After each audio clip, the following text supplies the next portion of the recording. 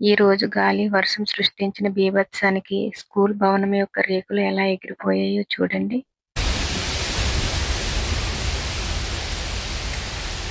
Hi అండి. అందరికీ నమస్కారం. ఈ రోజైతే ఏఎస్ఆర్ జిల్లాలో గాలి, వర్షం బీభత్సం సృష్టించిందని చెప్పుకోవాలి. ఈ రోజు మా ప్రాంతంలో వర్షం, గాలి చాలా ఎక్కువగా వచ్చాయండి. దాంతో మా కొరపర్తి గ్రామానికి దగ్గరలో ఉన్న రాజకీయం గ్రామంలో రేకులతో నిర్మించిన స్కూల్ భవనంపై గాలి యొక్క ప్రభావం చాలా పడిందని చెప్పుకోవాలి. ఒకసారి చూడండి ఈ విజువల్స్.